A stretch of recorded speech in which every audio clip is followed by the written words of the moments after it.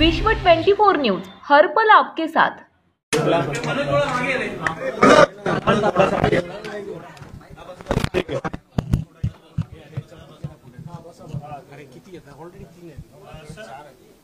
OBC समिती जी आहे पहिली बैठक जी आहे पार पडली। अनेक निवेदन किंवा मागण्यांचे पत्र तुमच्याकडे आलेले होते, काय नेमकं बैठकीत चर्चा झाली? आज माझ्या अध्यक्षतेखाली माननीय छगन भुजबळजी, पंकजाताई मुंडेजी, अतुल सावेजी, दत्तात्रय भरणेजी, गुलाबराव पाटीलजी, गणेश नाईकजी, आमची सर्व मंत्रिमंडळ उपसमितीची बैठक झाली। या बैठकीमध्ये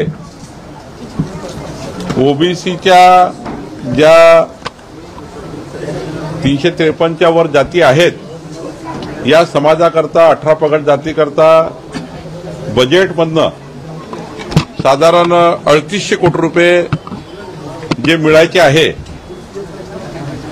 ते डिसेंबरच्या अधिवेशनामध्ये बजेटेड अमाऊंट जो आहे जवळपास 1200 कोटीचं तर नुसती शिष्यवृत्तीच थांबलेली आहे। तर 3800 कोटी रुपये जे बजेटेड आहे ते बजेटेड पैसे ओबीसी त्या ठिकाणी मंत्रालयाला मिळावे असा एक त्या ठिकाणी चर्चा झाली। सोबतच राज्यामधल्या ओबीसी समाजाचे जे हॉस्टेल्स आहे, त्या ठिकाणी ग्रंथालय आहे किंवा शासकीय कार्यालय आहे, या बांधकामाकरता एक कन्सल्टन्सी नेमून त्या ओबीसी समाजाकरता जे जागा पाहिजे आहेत त्या जागेचे प्रस्ताव जे आलेले आहेत त्या प्रस्तावाला तातडीने जागा उपलब्ध करणे हाही या ठिकाणी चर्चा झाली। तिसरं महत्वाचं, ओबीसी समाजाकरता ज्या केंद्र सरकार राज्य सरकारच्या योजना आहेत त्या योजना समाजाच्या शेवटच्या व्यक्तीपर्यंत पोहोचल्या पाहिजे याकरता मेकॅनिझम तयार करण्याची चर्चा झाली। वित्त विभागाकडे काही विषय प्रलंबित आहेत, त्या विषयाला तातडीने मार्गी लावण्याची चर्चा झाली। एकंदरीत जी कार्यकक्षा आहे त्या कार्यकक्षेमध्ये काय काय विषयाला समितीने काम करायचे यावर चर्चा झाली।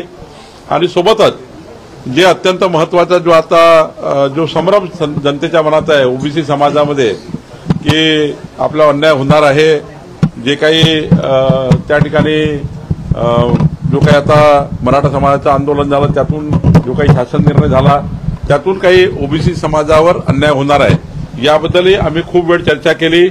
आणि या चर्चेमध्ये एकच भूमिका सर्वांची आहे की जे कुणबी नोंदी आहे त्या नोंदी जी काही जीआर प्रमाणे निघेल त्या शोधून त्या कुठल्याही चुकीच्या पद्धतीच्या नोंदी दाखवू नये, चुकीच्या पद्धतीच्या नोंदी कुठल्याही समितीने त्या मान्य करू नये। मग ते ग्राम समिती असेल किंवा वंशावळ समिती असेल किंवा आमचे एडीओ तहसीलदार असतील, त्यांनी चुकीच्या नोंदीच्या आधारावर कोणतेही ओबीसीचे प्रमाणपत्र इश्यू करू नये। शासन निर्णय जो झाला आहे मराठा समाजाला मराठा कुणबी किंवा कुणबी मराठा या ठिकाणी प्रमाणपत्र देण्याचा, तर त्याबद्दल काही कुणाची ना नाही, पण एकही चुकीचं प्रमाणपत्र त्या ठिकाणी निघू नये याचा काहीतरी नियंत्रण असला पाहिजे, याचाही चर्चा या बैठकीत झाली।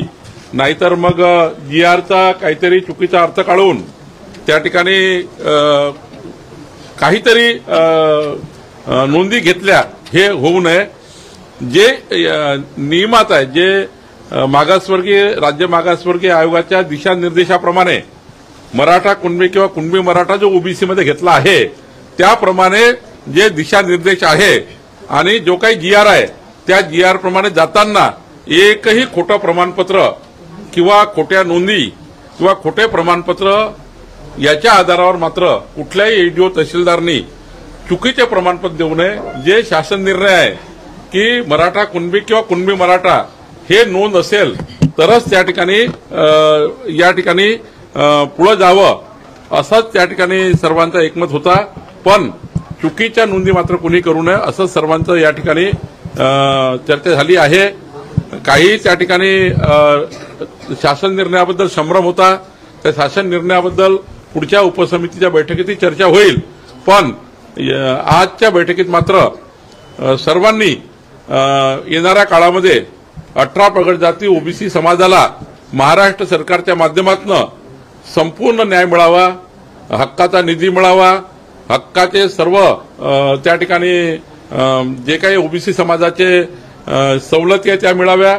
आणि एक अजून महत्वाचा निर्णय झाला, अण्णासाहेब पाटील महामंडळाची जशी योजना आहे विद्यार्थ्यांना व्यवसाय निर्माण करून देण्याकरता, रोजगार निर्मिती करता, तशी योजना ही ओबीसी मंत्रालयाने सुद्धा करावी असाही निर्णय या ठिकाणी झाला आहे. त्यामुळं राज्यातल्या ओबीसी समाजातल्या तरुण विद्यार्थ्यांना पुढच्या काळामध्ये अण्णासाहेब पाटील जसं महामंडळ आहे त्याप्रमाणे सर्वच ओबीसीचे महामंडळ या ठिकाणी तशी योजना राबवतील अशी योजना या ठिकाणी झाला आहे. पुढच्या उपसमितीच्या बैठकीमध्ये जे आज ठरलेलं आहे आणि एकदा छगन भुजबळ साहेबांच्या काळामध्ये जी उपसमिती होती, छगन भुजबळ साहेब अध्यक्ष असताना त्या उपसमितीने जे काही निर्णय घेतले होते त्या उपसमितीच्या निर्णयाचा ऍक्शन टेकन रिपोर्ट त्यांनी 12-13 निर्णय तेव्हा घेतले होते छगन भुजबळ समितीने. तर त्या समितीचा ऍक्शन टेकन रिपोर्ट आजपर्यंत आला नाही आहे. त्या कुठल्या त्याच्यावर ऍक्शन झाल्या, कुठले त्यात बैठकीत जे उपसमितीच्या बैठकीत जे निर्णय झाले होते त्यावर ऍक्शन टेकन रिपोर्ट मागितलेला आहे. सर, मात्र छगन भुजबळ कुठेतरी नाराज आहेत. त्यांनी काल देखील मुख्यमंत्र्यांना पत्र लिहिलं होतं की ओबीसीवर कुठेतरी हा अन्यायच होणार आहे, त्यामुळे कोर्टात जाणार असं त्यांनी वारंवार स्पष्ट केलेलं आहे. त्यामुळे या बैठकीत काही चर्चा केली. जीआर मध्ये जो शब्द आहे त्यावर काही शब्दांवर आक्षेप घेतले असं देखील कळतं. नाही घेतलाय ना.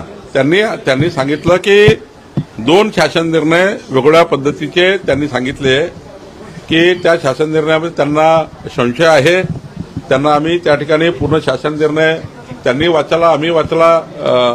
आमच्या सामाजिक न्यायाचे जे सचिव आहेत त्यांनी त्या ठिकाणी वाचन केलं. पण आमचा सर्वांचा आजच्या बैठकीमध्ये एकच महत्वाचा विषय होता, चुकीच्या पद्धतीच्या नोंदीच्या आधारावर कुठल्याही अधिकाऱ्यांनी चुकीचे प्रमाणपत्र देऊ नये. शासन निर्णय जो आहे की ज्याच्याकडे नोंदी आहे, एखाद्या वेळेस गाव समिती किंवा कुठलीही समिती कुठल्याही प्रेशरखाली किंवा कुठल्याही दबावाखाली कुठलंही प्रमाणपत्र देऊन त्याच्या आधारावर एडीओ किंवा तहसीलदार जे काही प्रमाणपत्र इश्यू करणार आहे त्यांनी मात्र जसं व्हॅलिडिटी करताना आपण व्हॅलिडिटीचे नियम आहे, कास्ट सर्टिफिकेट द्यायचे नियम आहे की कुठली कास्ट सर्टिफिकेट देताना काय काय डॉक्युमेंट बघितले पाहिजे, ते सर्व डॉक्युमेंट बघूनच आणि शासन जो निर्णय झाला आहे मराठा समाजांना कुणबी नोंदी ज्यांच्या आहे त्यांना ओबीसी देण्याबद्दलचा, त्या शासन निर्णयाचं पालन होतं की नाही याचंही मात्र नियंत्रण केलं गेलं पाहिजे. याचंही त्या ठिकाणी नियंत्रण काहीतरी झालं पाहिजे असंही समितीचं मत त्या ठिकाणी होतं. हैदराबाद गॅजेटमध्ये ज्या नोंदी नाहीत अशा मराठ्यांना सुद्धा प्रमाणपत्र द्या अशी एक नवी मागणी आता जरांगे पाटील पुन्हा. नाही, असं नाही आहे. शासन निर्णयामध्ये स्पष्टता आहे की कुठली तरी जशी एखादं अॅफिडेव्हिट दिलं, अॅफिडेव्हिट दिल्यावरही कुठल्या तरी ब्लड रिलेशनमध्ये तुम्हाला कुणबी जातीचा प्रमाणपत्र मिळाला आहे किंवा कुणबी जातीची नोंद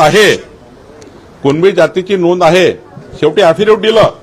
अॅफिडेव्हिट दिल्यानंतर मात्र त्यांना अॅफिडेव्हिट सोबत ज्यांचे नातेसंबंध आहे त्या नातेसंबंध असणाऱ्या व्यक्तीचं काहीतरी पुरावा कुणबी असल्याचा हा जोडून ते वंशावळ समितीकडे आणि वंशावळ समितीने मग एडीओकडे या ठिकाणी द्यायचं आहे. त्यामुळं कधी कधी कुठल्याही प्रेशरमध्ये जाऊन कुठलंही प्रमाणपत्र येऊ नये.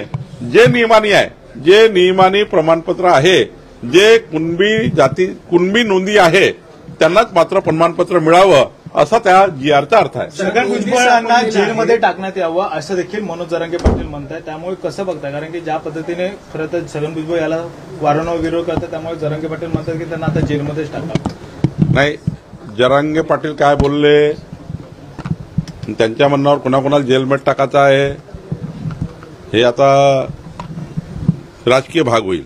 त्यामुळे मी काही राजकीय बोलणार नाही. मी समितीचा अध्यक्ष आहे. त्यामुळं कुणी राज्यामध्ये समाजामध्ये तेढ निर्माण होणार नाही. राज्यामध्ये ओबीसी मराठा समाज अमोरासमोर येणार नाही.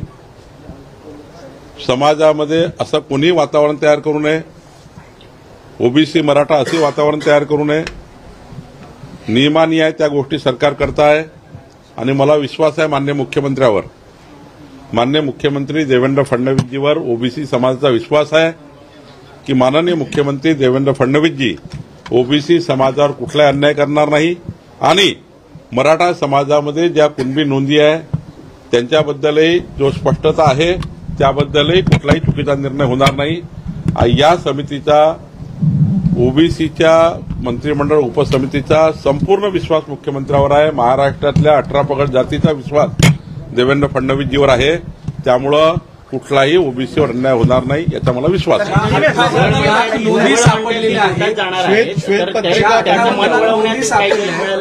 लाख नोंदी सापडल्या त्याची श्वेतपत्रिका काढण्यात आली असा सुद्धा एक मुद्दा आल्याचं कळलं. नाही, 58 लाख नोंदी कुठल्या आहेत?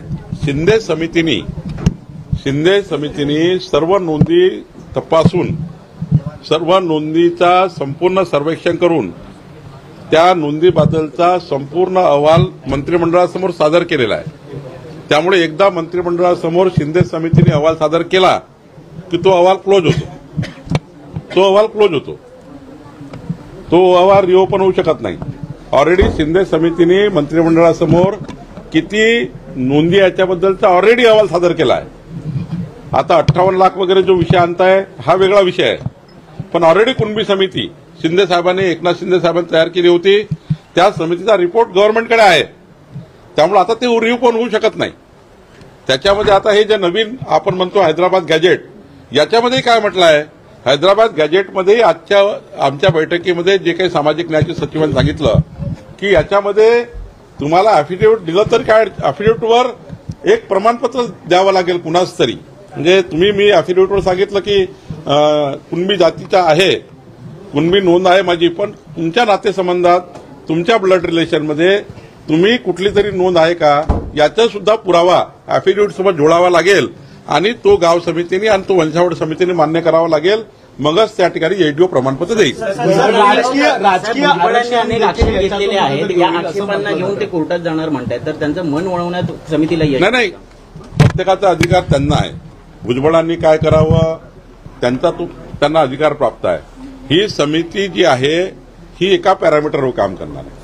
ही समिती ओबीसी समाजावर अन्याय होणार नाही किंवा शासनाने मान्य केलेल्या ओबीसी समाजाच्या सोयी सवलती, जसं आता जे बजेट अलॉट केलं होतं ओबीसीच्या मंत्रालयाला 750 कोटी, त्यातलं 10% किंवा 20% निधी डिस्बर्स झाला. हा 100% निधी मार्चपर्यंत मिळाला पाहिजे. याकरता ओबीसी मंत्रालयाला आणि वित्त मंत्रालयामध्ये समन्वय करायचा आहे. 3,500 कोटी रुपये आजच्या डेटला 3,500 कोटी रुपये सरकारने ओबीसी मंत्रालयाला द्यायचे आहे. त्याबद्दलच्याही महत्वाचे विषय या ठिकाणी चर्चेला झाले. ही बैठक काही एकटी मराठा आणि ओबीसीच्या केवळ या दोन समाजामध्ये काही तेढ निर्माण करणारी बैठक नाही आहे. या बैठकीमध्ये संपूर्ण सांगोपांग योजना म्हणजे जवळपास 12-14 विषयावर चर्चा झाली आहे आणि मंत्री छगन भुजबळ साहेब अध्यक्ष असताना त्याही उपसमितीने घेतलेल्या निर्णयावर चर्चा झाली आहे.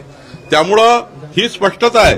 ही मंत्रिमंडळ उपसमिती महाराष्ट्राच्या 18 पगड जाती 12 बोलतेदार समाजाला न्याय देण्याकरता आमचं सरकार देवेंद्र फडणवीस सरकार एकनाथजी अजितदादासोबत आम्ही या ठिकाणी या ओबीसी समाजाला न्याय मिळवून देण्याकरता या समितीची जी कॅबिनेट सबकमिटीची पूर्ण काम त्यावर आम्ही करणार आहोत. राष्ट्रीय प्रश्न असा आहे की दोन्ही बंधू जे आहेत ते पुन्हा एकदा एकत्र आले ठाकरे आणि मुंबई महापालिकेच्या अनुषंगाने त्यांनी मोर्चे बांधणी आता सुरू केलेली आहे.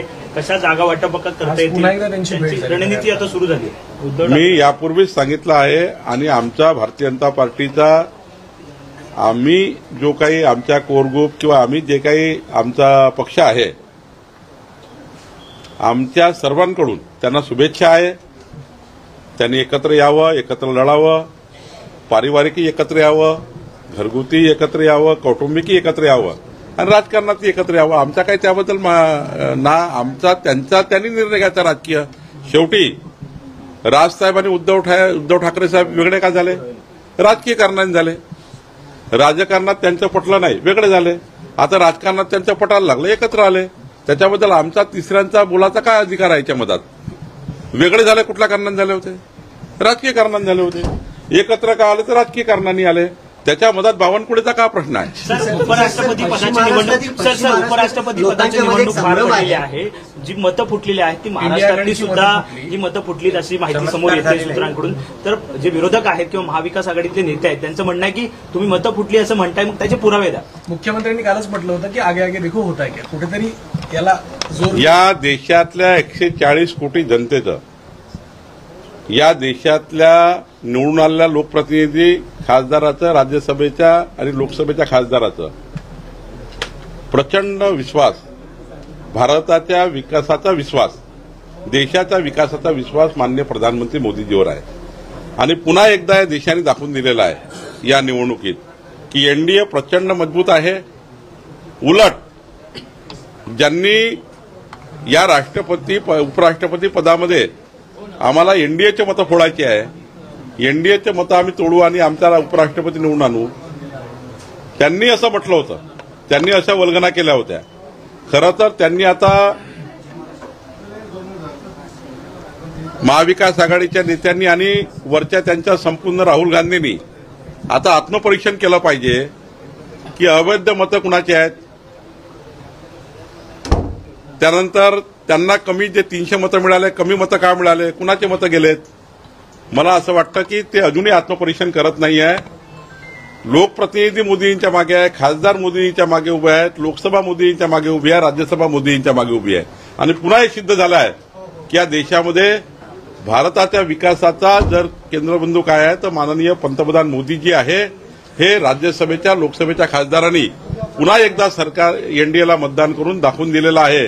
त्यामुळे त्यांना आत्मपरीक्षण करायचं आहे. ते आता उलटे पडलेले आहेत. त्यांना त्यांचे मतं तपासायचे, जे कोणते मतं कुठे गेले हे त्यांनी आता आत्मपरीक्षण केलं पाहिजे. जनसुरक्षेच्या मुद्द्यावरून महाविकास आघाडी जी आहे ते राज्यभर आंदोलन करते. सुप्रिया सुळे सुद्धा आंदोलनात सहभागी झालेल्या पुण्यामध्ये आपल्याला पाहायला मिळाल्या. जनसुरक्षा कायद्याचा जो ड्राफ्ट तयार झाला त्याचे तुम्ही अध्यक्ष होतात त्या समितीचे, काय करते? जनसुरक्षा विधेयकाच्या कायद्याच्या संयुक्त समितीचा अध्यक्ष मी होतो. आणि त्या समितीमध्ये नाना पटोलेजी, विजय वडेट्टीवारजी, शशिकांत शिंदेजी, त्यानंतर शिवसेनेचे सर्व, उद्धव ठाकरे गटाचे भास्कर जाधव, त्यानंतर राष्ट्रवादीचे जयंत पाटील साहेब, आव्हाडजी, जितेंद्र आव्हाडजी सर्व होते. त्यांनी मांडलेल्या प्रत्येक मुद्द्याचं सविस्तर प्रेझेंटेशन जॉईंट सिलेक्शन कमिटीसमोर झालं आणि त्यांनी समाधान व्यक्त केलं. आणि समाधान व्यक्त करून हा जो कायदा तयार झाला आहे हा केवळ जे नक्सलाइट मुवमेंट आहे याच्याकरता येणारी पिढी ही बळू नये आणि नक्सलाइट मुवमेंटला ज्या पद्धतीचा सपोर्ट मिळतोय तो सपोर्ट शोधून काढावा. अशा काही संघटना ज्या अजूनही माओवादी विचार, नक्सलाइट विचाराला समर्थन करणाऱ्या आहेत त्या संघटना यातून बॅन कराव्या. याकरता अत्यंत प्रामाणिकपणे या राज्याच्या नक्सलाइट विचाराला बाहेर काढण्याकरता, नक्सलिझम खतम करण्याकरता हा त्या ठिकाणी विधेयक आलेला आहे. एकीकडे सर्वांनी समर्थन केलं आहे. माझ्याकडे हजेरी आहे, हजेरी पुस्तकावर कुठल्या कुठल्या बैठकीत कोण कोण हजर होतं आणि त्यांनी काय काय मांडलं आहे. त्यामुळे आता त्यांना हा अधिकार नाही आहे. आता फक्त निवडणूक तोंडासमोर ठेवून येणाऱ्या स्थानिक स्वराज्य संस्थेच्या निवडणुकीचं राजकारण त्यांना करायचं आहे, म्हणून ते मोर्चा काढतायत. सर, हिंदी में बता दीजिए, आज अहम बैठक हुई, किन मुद्दों पर चर्चा की और क्या छगन भुजबल की नाराजगी को दूर करने में आपको कामयाबी मिली? आज ओबीसी कैबिनेट सब कमेटी की बैठक हुई. उस बैठक में छगन भुजबल जी, पंकजा मुंडे जी, अतुल सावे जी, गणेश नाइक जी, दत्ता भरने जी, गुलाबराव पाटिल जी, हम सब कैबिनेट सब कमेटी के सारे मेंबर थे. सबने मिलकर जो ओबीसी समाज की जो डिमांड्स है वो डिमांड पे चर्चा की, जिसमें सबसे बड़ी डिमांड है कि 3,500 करोड़ जो अभी ओबीसी की समाज के लिए जो बजटेड अमाउंट है लेकिन वो अभी तक ओबीसी मंत्रालय को नहीं मिला है, उसको आने वाले बजट में उसके लिए बजट में उसका प्रावधान हो, वो निधि, वो जो फंड्स है उसका डिसबर्समेंट हो, इसके लिए चर्चा की. उसके बाद जो ओबीसी समाज के हॉस्टल्स है ओबीसी समाज के जो वहां पर उनके ऑफिसेस है उनके लिए जगह देने का निर्णय हुआ। साथ साथ में अन्ना साहेब पाटिल ये जो महामंडल है जिनके माध्यम से युवकों को व्यवसाय मिलता है, उसी तरह की योजना ओबीसी समाज के लिए भी की जाए, उसके लिए भी चर्चा हुई। और साथ साथ में छगन भुजबल जी जब ओबीसी समाज के कैबिनेट सब कमेटी के चेयरमैन थे, वो समय कुछ निर्णय हुए, उनका भी एक्शन टेकन रिपोर्ट अगले समिति में लाने के लिए बोला है, अगले बैठक में लाने के लिए बोला है। उसके साथ साथ आज के बैठक में जो मराठा समाज के आंदोलनों को लेकर एक निर्णय हुआ था, जीआर निकला था, वो जीआर में उसकी भी चर्चा लंबी हुई। वो जीआर में स्पष्टता देने का हमने प्रयास किया कि, और सबने ये कहा, आखिरी बैठक का समापन का हुआ तो सबने निर्णय लिया कि जो जीआर निकालने के पीछे का मकसद था हमारे सरकार का कि कोई भी व्यक्ति कुणबी है, कोई भी व्यक्ति कुणबी है और उनको प्रमाण पत्र नहीं मिला है, उसके लिए जो जीआर निकाला गया, वो जीआर में जो समितियां बनेगी, एक विलेज लेवल की समिति है, एक वंशावळ समिति तहसील लेवल की है, फिर एसडीओ को प्रमाण पत्र देना है हमारे जो सब डिविजनल ऑफिसर को। तो ये जो प्रमाण पत्र देने वाले हैं, पहली कमेटी से गांव समिति से लेकर एसडीओ तक, ये प्रक्रिया में कोई भी गलत तरह का प्रमाण पत्र नहीं इश्यू होना चाहिए। जो प्रमाण पत्र इश्यू होगा, जो कास्ट सर्टिफिकेट इश्यू होगी, वो नियम से होगी, इसके लिए भी नियंत्रण होना चाहिए, ये कैबिनेट सब कमेटी का कहना था। और वो नियंत्रण क्या है, तो हमारे प्रांत एसडीओ होते हैं, उन्होंने देखना चाहिए कि अगर एफिडेविट भी आता है, मैं आपका रिलेटिव एफिडेविट आता है, तो एफिडेविट के साथ जिनका रिलेटिव है उनका कम से कम कुणबी जाति का प्रमाण पत्र, ब्लड रिलेशन का कुणबी जाति का प्रमाण पत्र होना चाहिए।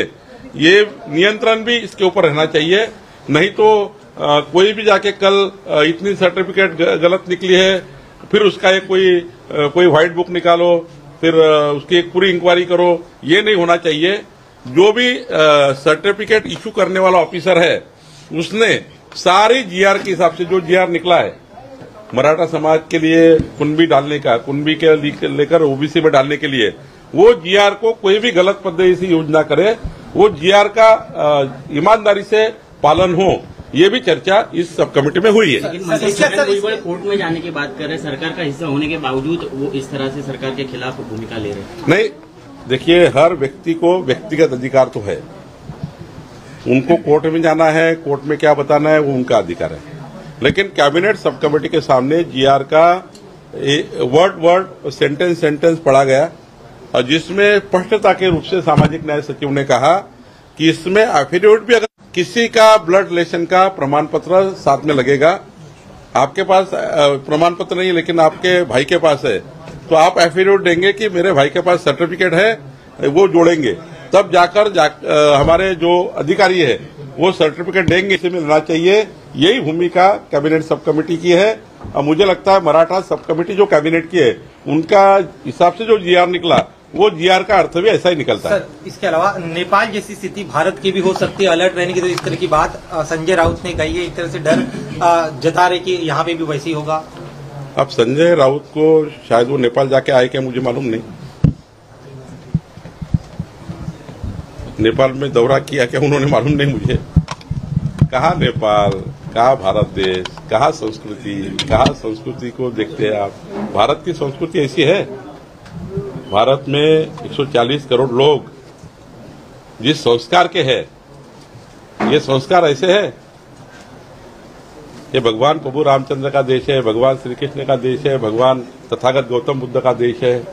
ये देश में संस्कार क्या है, और ऐसे कोई हमारी जो महामानव डॉक्टर बाबा साहेब आम्बेडकर जी ने जो संविधान बनाया, वो इतना मजबूत बनाया है कि हमारी जो संविधान है पूरा विश्व इसका अनुकरण कर रहा है।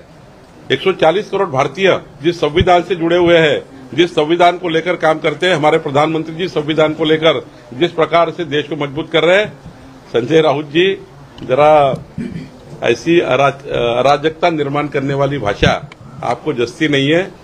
नेपाल भारत बनेगा, नेपाल जैसी स्थिति भारत में बनेगी, ऐसी अराजकता निर्माण करने वाली बात इस भारत देश में नहीं करनी चाहिए। और भारत देश के इस जो ये संविधान है, ये संविधान से हमारा भारत देश इतना मजबूत है कि संजय राउत जी, ये आपका जो आपके मन में आता है, रात में मुझे मालूम नहीं उनको क्या दिखता है, सवेरे बोलते हो, तो मुझे लगता है कि ऐसा नहीं बोलना चाहिए। सर, पश्चिम महाराष्ट्रातील लोकांमध्ये एक संभ्रम आहे की त्यांना सातारा गॅजेटप्रमाणे जात प्रमाणपत्र मिळणार आहे, दुसरीकडे बेळगाव जे गॅजेट आहे त्याच्या प्रमाणे मिळणार की नाही मिळणार याबाबत संभ्रम आहे। राज्य मागासवर्ग आयोगाने मराठा कुणबी किंवा कुणबी मराठा हा जो ही जे जातीचा दाखला देण्यासाठी ओबीसी मध्ये जे काही दिशानिर्देश दिले आहे, सर्वात महत्वाचं काय, राज्य मागास आयोगाने जेव्हा ओबीसी समाजात समावेश केला, मराठा कुणबी किंवा कुणबी मराठा, त्यावेळी दिशानिर्देश दिलाय तुम्हाला कसा प्रमाणपत्र दिला पाहिजे, काय दिला पाहिजे, किंवा तेव्हा जे काही ओबीसी समाजात मराठा कुणबी किंवा कुणबी मराठा जातीचा समावेश करताना जे काही आधार घेतला आहे त्या आधारावरच काम होतं। त्यामुळे मला असं वाटतं कुठल्याही आपल्या कायदेतज्ञ किंवा राज्याचं लॉ ज्युडिशरी डिपार्टमेंट आहे किंवा सुप्रीम कोर्ट आणि हायकोर्टाचे निकाल आहे, राज्य मागासवर्ग आयोगाचे दिशानिर्देश आहे, या सर्वांचं पालन करून आपल्याला पुढे जावं लागतं। वाइस प्रेसिडेंट बन गए, किस तरह से बधाई देंगे लगातार, और 19 वोट्स जो है वो विपक्ष के बिल्कुल। देखिए, मैं सारे राज्यसभा और लोकसभा के जो हमारे सांसद हैं उनका बहुत बहुत अभिनंदन करता हूं। माननीय पंतप्रधान नरेंद्र मोदी जी के नेतृत्व में विकसित भारत का जो संकल्प मोदी जी ने किया है, वो संकल्प को आज फिर एक बार इस देश ने बहुमत दे दिया है और ये फिर एक बार बड़ा मैंडेट मोदी जी को मिला है। और उपराष्ट्रपति का जो चुनाव हुआ है, हमारे राज्यपाल जी राधाकृष्णन जी, इनको आज उपराष्ट्रपति बनाया गया, जो चुन कर आए बहुत भारी वोटों से। हमारे एनडीए से ज्यादा वोट हमें मिले। अब तो यूपी वाले और वो जो महाविकास आघाड़ी के नेता, इन्होंने आत्मपरीक्षण करना चाहिए। 15 वोट किसके खराब हुए, जो हमें एनडीए को वोट मिले वो किसके वोट मिले, उनका जवाबदारी हमारी जवाबदारी नहीं है, वो देखते बैठेंगे। लेकिन माननीय प्रधानमंत्री मोदी जी को फिर एक बार मैंडेट मिला है। हमारी सरकार जिस प्रकार से मजबूती से काम कर रही है, विकसित भारत के लिए मैंडेट मिला है। मुझे लगता है अब फिर एक बार भारत देश पूरी ताकत से, हमारी सरकार मजबूती से काम करेगी। हमारा पूरा देश, हमारे सांसद, हमारे सारे वोट्स करने वाले जो सांसद है राज्यसभा लोकसभा के, उनका भी मैं बहुत बहुत अभिनंदन करता हूं। और हमारे उपराष्ट्रपति राधाकृष्णन जी, इनका भी मैं बहुत बहुत अभिनंदन करता हूं। ठाण्यामध्ये गणेश नाईकांनी काल एक विधान केलं आहे, त्यांचं असं म्हणणं आहे की ठाण्यातील रावणाचे आम्हाला आता दहन करायचं आहे महापालिकेमध्ये। एकूणच वर्चस्व कुठेतरी एकनाथ शिंदेचं आहे आणि त्यामुळे पुन्हा एकदा द्वंद्व सुरू झालंय, लढाई पुन्हा सुरू होते असं त्याने असे म्हटले, युतीचा सन्मान नाही राखला जाईल तर युतीला विरोध करणारा पहिला मी असेल। नाही, असं आहे की भारतीय जनता पार्टीची आणि आमचे मुख्यमंत्री देवेंद्र फडणवीस जी, आमची सर्वांची भूमिका ही महायुतीची आहे। आणि ज्या ठिकाणी महायुती होऊ शकत नाही किंवा काही त्या ठिकाणी थोडा मनभेद आहे किंवा मतभेद आहे, त्या ठिकाणी आम्ही असे कुठलेही स्टेटमेंट करणार नाही जे महायुतीला घातक होतील। आणि आमच्याकडनंही कुणी असं स्टेटमेंट करू नये, कारण महायुती ही अत्यंत आमच्याकरता प्राथमिक आहे, प्रथम प्राधान्यावर आहे। आम्ही प्रायमरी प्राधान्य दिलेलं आहे आणि टॉप प्राधान्य महायुतीला दिलेलं आहे। त्यामुळं कुणी या राज्यामध्ये महायुतीला किंवा महायुतीच्या नेत्यांना किंवा महायुतीमधील पक्षांना आपसामध्ये मनभेद तयार होणार नाही। एखादा मतभेद राहू शकाल, पण मनभेद तयार होणार नाही अशी कृती कुणीही करू नये, असं आम्ही सर्वांना, आमच्या नेत्यांना आणि आमच्या पक्षाच्या मिटिंगमध्ये आणि कोर ग्रुपच्या बैठकीमध्ये माननीय मुख्यमंत्र्यांनी आणि निर्देश दिलेले आहेत। आणि त्यामुळं केंद्र स्तरापासून राज्य स्तरापर्यंत भाजपाचा हाच भूमिका आहे। महायुती आम्ही त्या ठिकाणी कायम ठेवू। काल भुजबळ साहेबांनी जी प्रेस घेतली होती त्याच्यामध्ये म्हटलं होतं की जे प्रमाणपत्र दाखवलेलं म्हणजे जे त्यांनी पत्र दिले समता परिषदेवर त्यांनी सीएम साहेबांना, त्याच्यामध्ये असं म्हटलं होतं की जे GR काढला त्यावेळेस सुनावणी घेतल्या गेल्या नाहीत, हरकती नोंदी घेतल्या नव्हत्या, त्यामुळे हा गॅजेट किती उपयोगात येईल हा प्रश्न आहे. दुसरा मुद्दा असा त्यांनी उपस्थित केला होता की मुळात गॅजेटचं इम्प्लिमेंट करताना कुठलंही आरक्षण देताना सामाजिक मागास असणं गरजेचं आहे. मराठा समाज हा मुळातच सामाजिक मागास नाही आहे, तर मग त्यांना कुठल्या आधारावर दिलं गेलं असं त्यांच्याकडे कोर्टाकडे ती भूमिका मांडतायत. तर मी वारंवार सांगितलं आपल्याला, राज्य मागास आयोगाने जेव्हा मराठा कुणबी किंवा कुणबी मराठा ओबीसी मध्ये घेतला तेव्हा जे काही दिशानिर्देश दिले आहेत त्या दिशानिर्देशाप्रमाणे सरकारला काम करावं लागतं. आताच्या GR मध्ये स्पष्टता आहे की मराठा कुणबी किंवा कुणबी मराठा एवढ्यांनाच कास्ट सर्टिफिकेट मिळणार आहे. त्याची क्रोनॉलॉजी काय असेल, त्याचा आपले SOP काय असेल ते दिलेली आहे. मग काही मराठा समाजाची मागणी होती की स्थानिक लेवलला काही नोंदी राहिलेल्या आहेत त्या दिसतील आता. तसं तर हे मान्यच करावं लागेल की शिंदे समितीने तुम्हाला संपूर्ण नोंदी शोधून कॅबिनेटला अहवाल सादर केला आहे. तसं तर ते क्लोज झालेलं आहे. पण तरी एकदा पुन्हा संधी ही त्या ठिकाणी मिळतं आहे की बाबा ठीक आहे, शिंदे समितीसमोर समजा काही गोष्टी आल्या नसतील तर पुन्हा एकदा तुम्ही दाखवून द्या की प्रतिज्ञापत्र आहे, ठीक आहे, सोबत एखादा कुणबी प्रमाणपत्र जोडावं लागेल. कारण शेवटी तुम्ही ब्लड रिलेशनवर गेले तर एखादा ब्लड रिलेशनमध्ये एखाद्याकडे प्रमाणपत्र आहे दुसऱ्याला मिळालं पाहिजे का? तर त्यामध्ये कुणाची ना नाही, पण चुकीच्या पद्धतीचं होणे याकरता नियंत्रण असलं पाहिजे, हे ओबीसीच्या सब कमिटीची मागणी आहे. सर, रोहित पवारांना तुम्ही उत्तर दिलेलं आहे 100 म्हणून काय सांगाल? कारण की सातत्यानं रोहित पवारांकडून आरोप केले जातात त्यावर नाही, रोहित पवारजींना मी त्यांनी केलेल्या आरोपाचं काल अंतिम उत्तर दिलं आहे. त्यांना सर्व स्टेटमेंट मी पाठवलं. मागच्या सरकारच्या काळात महसूल मंत्र्यांनी फक्त स्थगिती दिलेली आहे, कुठलाही दंड माफ केला नाही आहे. रोहित पवारांनी असे आरोप करण्याच्या पूर्वी आरोपामध्ये कुणालाही भ्रष्टाचाराचे आरोप करताना विचार करून आरोप केले पाहिजे. खऱ्या अर्थाने जेव्हा तुम्ही कुणावर भ्रष्टाचाराचे आरोप लावता तेव्हा त्या व्यक्तीची इमेज आणि त्या व्यक्तीचं संपूर्ण त्याच्या मागे असलेला संपूर्ण जो एक समाज असतो तो नाराज होतो, त्याची कार्यपद्धतीवर लोक नाराज होतात.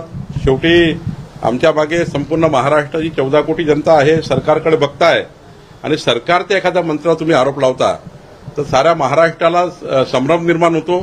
त्यामुळं रोहित पवारांनी कुठलीही राजकारणाची एवढी घाई करू नये. त्यांनी आरोप लावताना विचार करून लावला पाहिजे, अभ्यास करून लावला पाहिजे. मी जे उत्तर दिलं होतं विधानमंडळामध्ये ते मागच्या सरकारच्या काळाच्या प्रश्नावर आता उत्तर दिलं होतं म्हणून माझ्या नावानं छापून आलं. माझ्या नावानं उत्तर का छापून आलं सभागृहात? कारण मागच्या सरकारच्या काळात एखादा समजा काही प्रकरण झालं असेल त्याचं उत्तर या वेळी द्यायचं असेल तर माझ्या नावानं छापून येतं. पण मागच्याही सरकारच्या काळात माननीय विखे पाटील साहेबांनी कुठलाही दंड माफ केला नाही. माननीय विखे पाटील साहेबांनी त्या ठिकाणी फक्त त्याला स्थगिती दिलीत आणि तपासणी करा असं म्हटलेलं आहे आणि याची पूर्ण तपासणी चालू आहे. अजूनही केस माझ्या कोर्टामध्ये त्याचं हिअरिंग सुरू आहे. एक हिअरिंग आता मागच्या आठवड्यात झाला आहे आणि मी कुठल्याही प्रकारचा दंड माफ केला नाही, विखे पाटलांनी केला नाही. मात्र यानंतर या राज्यामध्ये कुठल्याही मंत्र्यावर किंवा सरकारवर भ्रष्टाचाराचे आरोप करायचे असेल तर ते भ्रष्टाचार झाला असं तरच केले पाहिजे. असे चुकीचे आरोप करून तोंडावर पडू नये असं मला वाटतं. राज्यातील महत्त्वाच्या आणि आपल्या भागातील ताज्या बातम्या पाहण्यासाठी आजच आमच्या विश्व 24 न्यूज चॅनलला यूट्यूबवर सबस्क्राईब करा आणि बेल आयकॉन प्रेस करा.